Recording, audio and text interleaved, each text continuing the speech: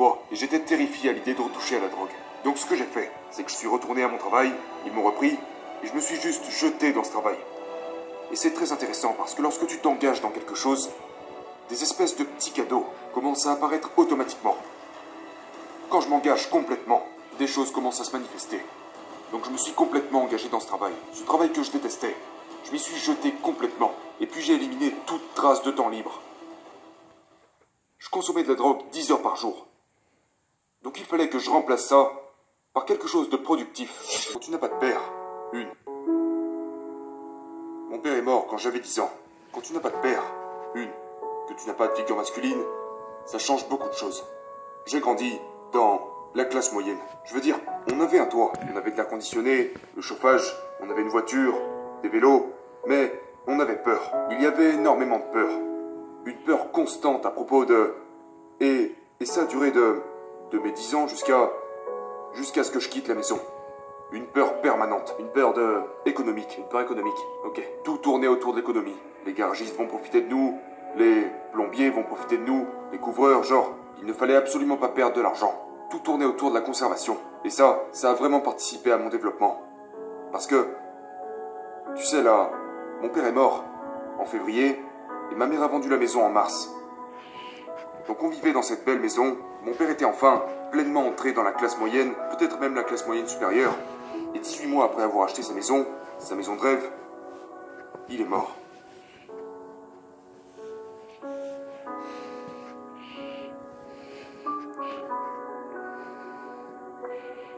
Et 2 semaines plus tard, la maison était vendue. Parce que ma mère ne pouvait pas s'en occuper. Mais encore une fois, ma mère a fait tout ce qu'elle a pu. Elle ne disait pas que l'argent était un problème, mais nous pouvions le voir. Je pouvais voir qu'elle avait peur à découper des bons de réduction. C'est la culture. D'accord? Et tu te retrouves dans une soupe. La culture est une soupe. Et tu cuis dans cette soupe. Et c'est là-dedans que nous collectons nos informations. Et donc, les informations étaient, vous savez, économise ton argent, 1 centime de côté est vous savez, centime de gagné.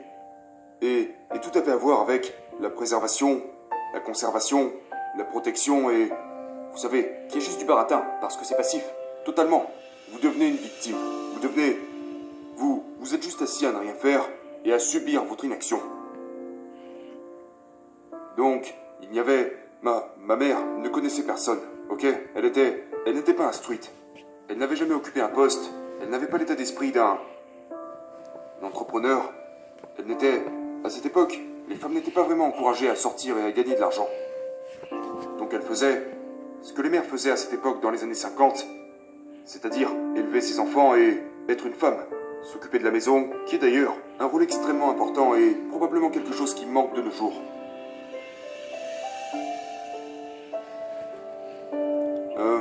Mais elle nous donnait 3 repas par jour et à chaque repas on avait droit à des leçons de morale.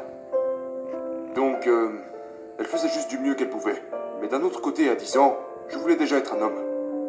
À 12 ans, je voulais être un adulte. Je voulais être un adulte depuis que j'avais 6 ans. Quand j'ai compris que celui qui avait l'argent décidait de l'endroit où nous allons, je voulais de l'argent. Je ne voulais pas de l'argent pour avoir de l'argent. Je voulais de l'argent parce qu'il m'a semblé que celui qui avait de l'argent avait le contrôle sur l'environnement.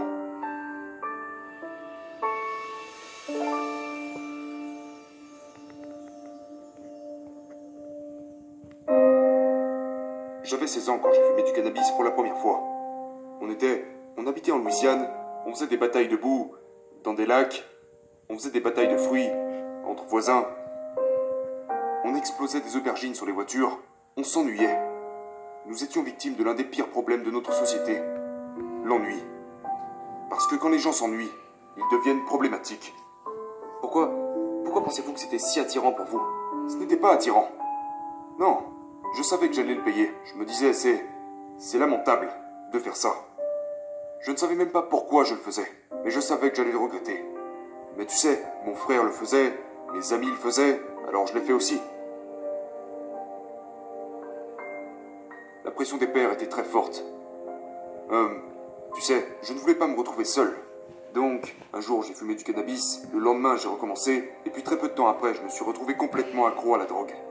Mais personne ne commence à prendre de la drogue en pensant qu'il va finir toxico. Et en l'espace de, probablement 2 années, je me droguais tous les jours. Ok, pas seulement du cannabis. De tout. Ok. Je suis devenu un toxicomane à part entière. Et, je fumais, je prenais des pilules. Toutes les drogues. Il n'y avait pas genre, tu sais les gens, quelle est ta drogue préférée? Toutes les drogues. Tout ce qui pouvait modifier mon comportement. Tout ce qui pouvait combler mon ennui. Donc de 15 ans jusqu'à 25 ans, pendant 10 ans, 9 ans et demi, quelque chose comme ça, j'ai consommé de la drogue presque tous les jours. Emprunter ce chemin ne m'a pas du tout aidé à me trouver. Ce gars était toujours là. Le gars que je suis aujourd'hui a toujours été là. Et je n'aurais pas pu le tuer avec de la drogue. Et... vous savez, maintenant, quand je suis allé dans ce centre de désintoxication, ils ont essayé de se débarrasser de ce gars. Mais ce gars est ce qui a rendu tout ça possible. Vous savez, ce gars obsédé. Vous savez, ce gars qui peut se jeter complètement dans quelque chose, comme la drogue au début de ma vie. Nous voulons ce gars. Nous le voulons parce que c'est ce gars qui fait bouger les choses. Ce gars est infatigable. On a besoin de ça. On a besoin de ça. Et la rééducation a voulu en quelque sorte s'en débarrasser, n'est-ce pas? Oui, parce qu'il pensait que cette partie de moi était le problème. Cette partie de moi n'était pas le problème. La drogue était le problème. Le manque d'estime de soi était le problème. L'ennui était le problème. L'ennui et la drogue qu'il vous faut éviter. Parce que c'est lorsque les gens s'ennuient qu'ils commencent à faire de mauvais choix. Typiquement, les gens ne deviennent pas accros à la drogue, ils deviennent des consommateurs d'ordures. Ils perdent leur temps. Ils consomment des excuses.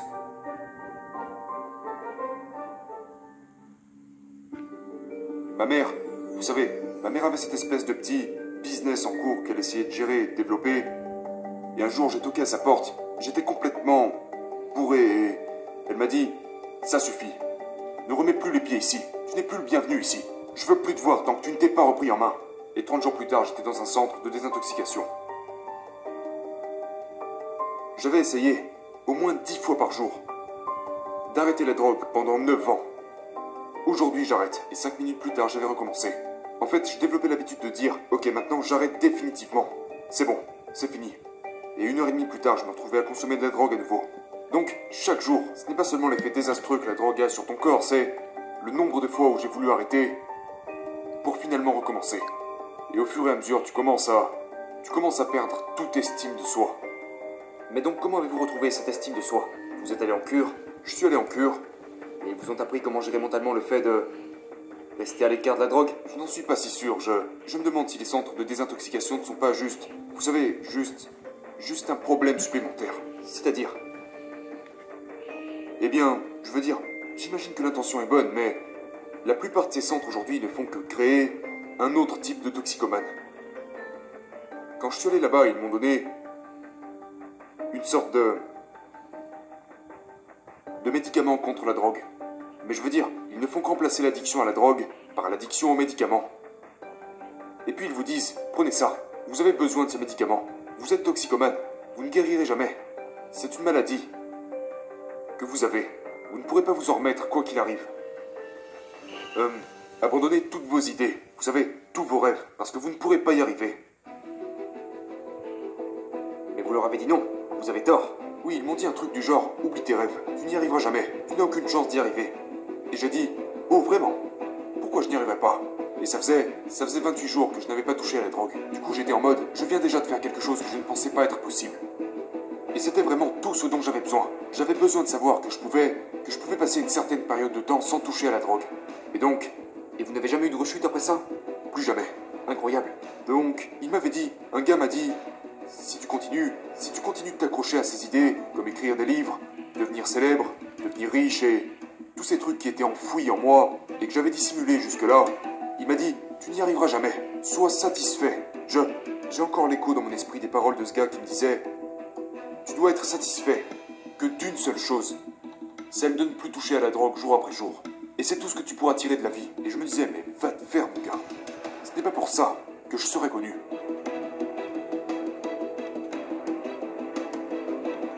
Et après ça, je me suis juste plongé dans le travail. J'ai transféré mon addiction dans le travail. Parce que j'avais besoin de quelque chose à faire. Et donc, je me suis dit, ok, je dois rester occupé. Le temps est mon ennemi. Le temps est mon problème. qui s'est passé, c'est que j'étais dans un travail de vente.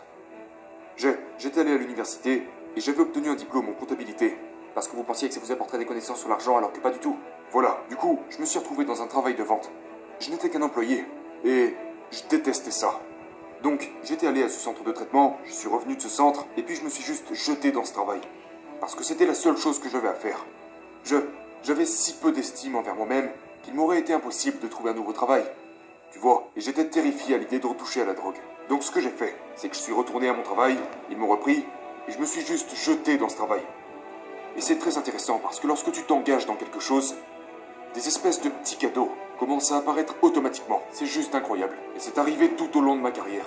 Quand je m'engage complètement, des choses commencent à se manifester. Donc je me suis complètement engagé dans ce travail que je détestais. Je m'y suis jeté complètement. Et puis j'ai éliminé toute trace de temps libre.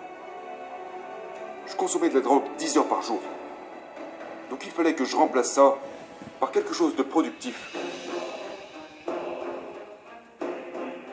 Je pense que le travail est un don de Dieu. Dites-nous en plus, parce que la plupart des gens voient ça comme une corvée. Ouais, quand j'entends les gens parler de travail, que je vois ce genre d'idée comme la semaine de 4 heures, l'idée que vous pouvez tout déléguer et que vous pouvez ne pas travailler, ça me fait rire. Vous n'aimez pas le concept de la semaine de 4 heures? C'est dégoûtant. Ça ne correspond pas à vos... C'est dégoûtant pour moi. Précisez. Je veux dire... C'est dégoûtant de penser que quelqu'un veuille tout déléguer. Il y a 168 heures dans une semaine. J'aimerais bien toutes les utiliser. Vous voulez vous salir les mains et faire les choses qui ne sont pas à votre échelle? Totalement. Vous voulez faire les choses que vous n'avez pas envie de faire? Absolument que je veux faire les choses que je n'ai pas envie de faire. J'entends ces gens qui disent « Je ne veux pas faire les choses que je n'ai pas envie de faire ». Bordel, mais... Qui es-tu? Genre, qui s'occupe de toi alors? Quelle arrogance de ne pas vouloir faire les choses que tu n'as pas envie de faire. Je fais en permanence des choses que je n'ai pas envie de faire. Et d'ailleurs, peu importe si j'en ai envie ou pas. Tu sais, quel est mon but? Quel est mon potentiel? Et est-ce que je suis prêt à faire ce qu'il faut pour ça? Donc, l'idée de travailler 4 heures, c'est... Non, ce n'est juste pas réel pour moi. Genre, si tu viens me dire, hé mec, j'ai trouvé cette opportunité pour toi qui te permettrait de travailler 2 fois moins. C'est sans intérêt pour moi. Je veux être le meilleur dans ce que je fais. Et je sais, sans avoir lu aucun livre, que je dois consacrer du temps, de l'énergie, des efforts. Et puis, je dois taper des heures. Je dois être discipliné. Tu sais, je n'ai jamais eu de talent dans quoi que ce soit. Tout ce que j'ai accompli m'a toujours demandé beaucoup de travail. Donc, toutes ces choses pour moi, depuis le temps où j'étais ce gamin désœuvré, ça m'a demandé énormément de... Vous savez, il m'a fallu 30 ans pour trouver le moindre sentiment de succès. Le moindre sentiment de... Ok, là, je commence à me trouver. Il m'a fallu probablement 2 à 3 000 prises de parole avant de me sentir à l'aise sur scène. 3 entreprises qui n'ont rien donné pour finalement commencer à me dire, tu sais, peut-être que je pourrais être un homme d'affaires légitime. Maintenant, aujourd'hui j'en suis à 7 entreprises qui ont généré environ 150 millions de dollars cette année. Je vais probablement atteindre 1 milliard de dollars en immobilier d'ici quelques années. Et je commence tout juste à ressentir genre, tu sais quoi? Peut-être que j'y suis arrivé.